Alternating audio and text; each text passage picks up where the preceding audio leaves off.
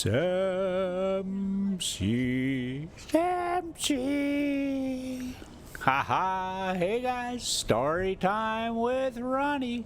Kinda story time with Ronnie. You can see it's a little odd and weird and disjointed. Journey to the center of the earth, part 39. And the video kinda is he's heading home from Moab, and I decided to just kind of play around a little bit and throw in a bunch of kiddie stuff, and it's just kind of weird and disjointed, so it's fully Samseeable. All right, now this story. Now when we left this sucker off, the professor and Harry were wandering around the beach while Hans was fixing a raft, and they found a bunch of bones and stuff, and so the professor was, giving a lecture to nobody, and so we'll kind of pick it up there. Yes, gentlemen. I am well acquainted with all these matters, and know also that Cuvier and Blumenbach fully recognized in these bones the undeniable remains of the mammoths of the Quaternary period.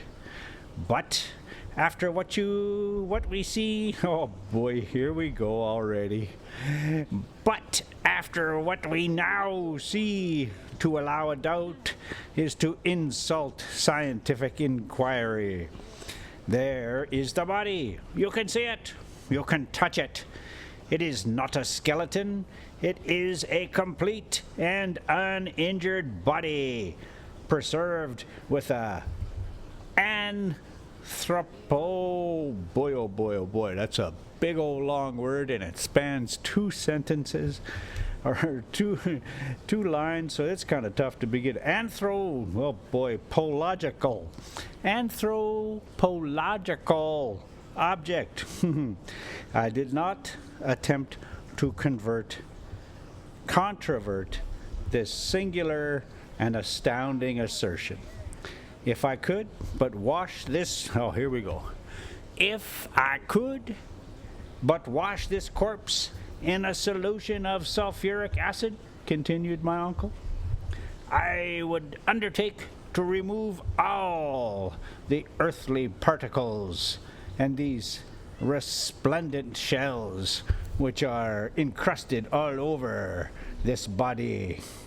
But I am without this precious dissolving medium. Nevertheless, such as it is, this body will tell its own history. Here, the professor held up the fossil body and exhibited it with rare dexterity. No professional showman could have shown more activity.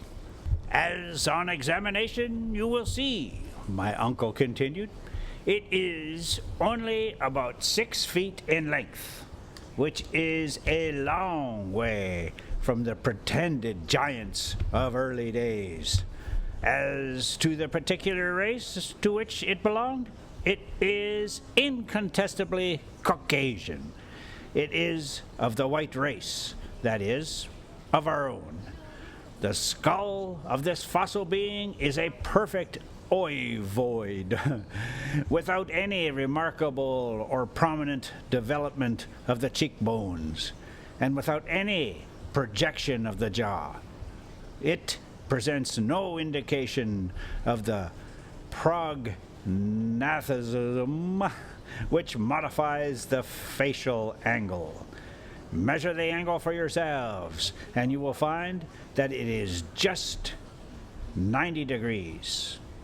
But I will advance still further on the road of inquiry and deduction, and I dare venture to say that this human sample or specimen belongs to the Japedic family.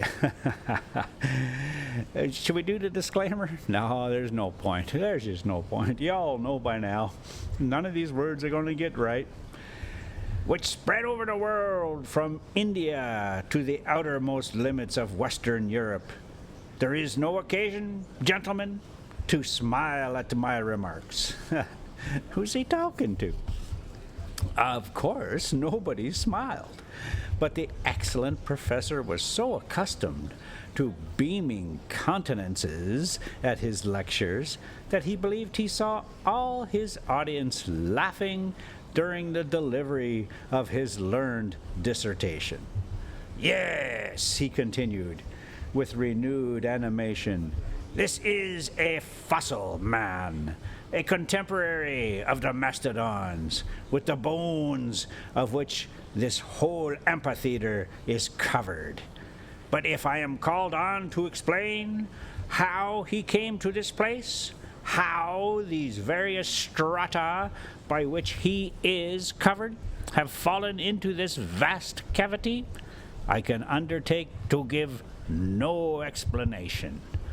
Doubtless, if we carry ourselves back to the Quaternary epoch, we shall find the great and mighty convulsions took place in the crust of the earth, the continually cooling operation through which the earth had to pass produced fissures, landslips, and chasms through which a large portion of the earth made its way.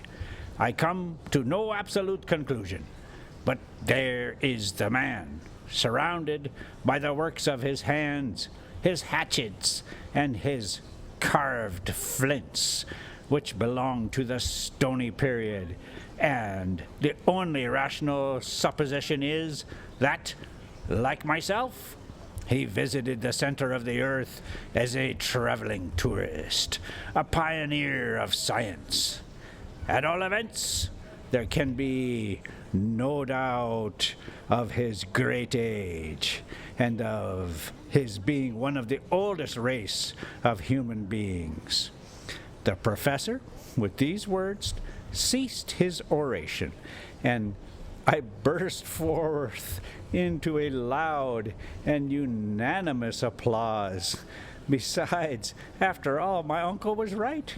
Much more learned men than his nephew would have found it rather hard to refute his facts and arguments. Another circumstance soon presented itself. This fossilized body was not only one in this vast plain of bones, the cemetery of an extinct world. Other bodies were found as we trod the dusty plain, and my uncle was able to choose the most marvelous of these specimens in order to convince the most incredulous. In truth, it was a surprising spectacle. The successive remains of generations and generations of men and animals confounded together in one vast cemetery. But a great question now presented itself to our notice, as one we were actually afraid to contemplate in all its bearing. Had these once animated beings been buried so far beneath the soil by some tremendous convulsion of nature after they had been earth to earth and ashes to ashes, or had they lived here below in this subterranean world under this factitious sky, born, married, and given in marriage, and dying at last, just like ordinary inhabitants of the earth? Up to the present moment, marine monsters, fish, and such like animals had alone been seen alive. The question which rendered us rather uneasy was a pertinent one. Were any of these men of the abyss wandering about the deserted shores of this wondrous sea of the center of the earth? This was a question which rendered me very uneasy and uncomfortable. How should they really be in existence? Would they receive us men from above? That's the end of the chapter. Ooh, that's the end of chapter 35. We're moving on to chapter 36. Let's just take a look, see if we can figure out anything from this drive. Oh, there's Jasper. He's, that's the little kitten who first figured him out. He just figured out that if you just lay there and do nothing, he'll end up doing nothing too. So he was like, oh, well, I'm just bored here. I thought you were going to run away or something, and you did nothing. So he would chase if they would run, but if they just laid there, he'd clean them and check them and nuzzle them and stuff, and that was about the end of it. And that one there, oh boy, that one had fun with him. That little white one that you can see there, he oh boy, he used to attack that Jasper. He would come after him and just get him, and that sucker's still around. Yeah, we don't see him very often. He got captured and got his ear clipped, and so they don't really fit in anymore after they do that. They kind of got to stay in the house. You should keep them in the house if you're going to do that to them. You should keep them in the house because they no longer fit in with the colony, and we'll just leave it at that. All right, chapter 36. What is it? Oh, well, I don't know. Let's find out. For a long and weary hour, we tramped over this great bed of bones. We advanced regardless of everything, drawn on by ardent curiosity. What other marvels did this great caravan contain? What other wondrous treasures for the scientific man? My eyes were quite prepared for any number of surprises. My imagination lived in expectation of something new and wonderful. The borders of the great central ocean had for some time disappeared behind the hills that were scattered over the ground occupied by the plain of bones. The imprudent and enthusiastic professor, who did not care whether he lost himself or not, hurried me forward. We advanced silently, bathed in waves of electric fluid. By reason of a phenomenon which I cannot explain, and thanks to its extreme diffusion, now complete, the light illuminated equally the sides of every hill and rock. Its seat appeared to be nowhere, in no determined force, and produced no shade whatsoever. The appearance presented was that of a tropical country at midday in summer, in the midst of the equatorial regions and under the vertical rays of the sun. All signs of vapor had disappeared. The rocks, the distant mountains, some confused masses of far-off forests assumed a weird and mysterious aspect under this equal distribution of luminous fluid. Oh, I can see that we's going down the Mogollon Rim, and oh boy, oh boy, oh boy. See, now I just want to sit here and watch this weird video that I put together. You know, I think I can probably get a few more different pictures in there. Yeah, okay, guys. That's overstimulation. That's what they call that, I think. We resembled, to a certain extent, the mysterious personage in one of Hoffman's fantastic tales, the man who lost his shadow. After we had walked about a mile further, we came to the edge of a vast forest. Not, however, one of the vast mushrooms forests we had discovered near Port Gretchen. It was the glorious and wild vegetation of the Tertiary period, in which all its superb magnificence, huge palms of a species not now unknown, superb palmacites, a genius. Boy, I thought, I was going to slide right through it there. Everything was working good. I kind of, yeah, okay, let's try it again. The genus of fossil palms from the coal formation, pines, yews, cypress, and conifers, or cone-bearing trees, this whole bound together by an inextricable and complicated mass of creeping plants. A beautiful carpet of mosses and ferns grew beneath the trees. Pleasant brooks murmured beneath umbragaceous boughs. That gaseous thing, that ain't right. Don't even, yep, let it go. Little worthy of its name, for no shade did they give. Oh, that must be what that means. We're going to have to look that one up. Upon their borders grew small tree-like shrubs, such as are seen in the hot countries of our own inhabited globe. The one thing wanted to these plants, these shrubs, these trees, was color. Forever deprived of the vivifying warmth of the sun, they were vapid and colorless. All shade was lost in one uniform tint of a brown and faded character.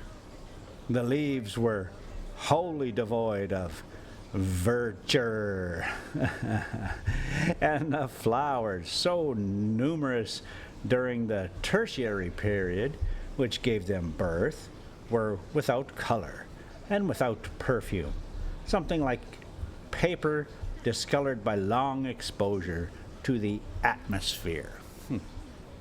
There you go. Let's take another look and see where we're at here. Maybe catch us a green alligator real quick. Yep, there we go. Oh, look at there. Whole bunch of kitties. A whole bunch of kitties. That's what our GPS is showing us today. Well, that's where we're at. We're in Kittyville. Oh boy, I had fun making this one. The footage was just so horrible. And I just, I'm looking at it going, oh boy, I don't want to use that for anything. Well, maybe I'll just kind of goober it all up and see what comes out of it. And I had fun with it, of course, so enjoy. All right, where are we at? Like paper discolored by long exposure to the atmosphere. My uncle ventured beneath the gigantic groves. I followed him, not without a certain amount of apprehension, since nature had shown herself capable of producing such stupendous vegetable productions. Why might we not meet with mammals, animals with breasts as large and therefore wait a second. I got to read that back properly because that didn't quite sound right. The animals with breast parts is it means mammals. It's in a parenthesis there, and I kind of just joined it in there because who doesn't want to see that, right? Okay. Why might we not meet with mammals as large and therefore dangerous? I particularly remarked in the clearings left by trees that had fallen and been partially consumed by time, many leguminous shrubs, bean-like shrubs, such as the maple and other eatable trees, dear to ruminating animals. Then there appeared confoundancy. Now, I just, this attention deficit thing, you kind of race ahead. If you can see the words properly, which I often can't, I got several little techniques I use to try to isolate the sentences in the words. And But you know, your mind just races ahead. So you end up skipping words and joining words and stuff. So this is really good therapy for me. I really appreciate you guys coming along and helping me out. Okay, all four of you, that is. Then there appeared confounded together and intermixed the trees of such varied lands, specimens of the vegetation of every part of the globe. There was the oak near the palm tree, the Australian eucalyptus, an interesting class of the order Myrtaceae. Yeah, that's exactly what it says. Leaning against the tall Norwegian pine, the popular of the north, mixing its branches with those of the New Zealand Carus, it was enough to drive the most ingenious classifier of the upper regions out of his mind and to upset all his received ideas about botany. Suddenly, I stopped, short, and restrained my uncle. Ooh, that sounds dangerous. Let's make sure we're going to get that right here. Oh boy, we're coming up on the end of this thing. Let's see if we can find a good spot. Suddenly, I stopped and restrained my uncle. The extreme diffuseness of the light enabled me to see the smallest objects in the distant copses. I thought I saw, no, I really did see with my own eyes immense, gigantic animals moving about under the mighty trees. Yes, they were truly gigantic animals. A whole herd of mastodons, not fossils, but living, and exactly like those discovered in 1801 on the marshy banks of the Great Ohio in North America. Yes, I could see these enormous elephants whose trunks were tearing down large boughs and working in and out the trees like a legion of serpents. I could hear the sounds of the mighty tusks uprooting huge trees. The boughs cracked, and the whole masses of leaves and green branches went down the capacious throats of these terrible monsters. That wondrous dream when I saw the anti-historical times revivified, when the tertiary and quaternary, okay, we're going to have to take a few moments to figure those ones out, so we'll just call it right there. Thank you so much for coming along. And we'll just try to leave you with a moment or two of Rosie, but let's do this here thing first. Sam C. Okay, Rosie, you do your thing now. Oh, there we go. That makes me feel better. Cheers.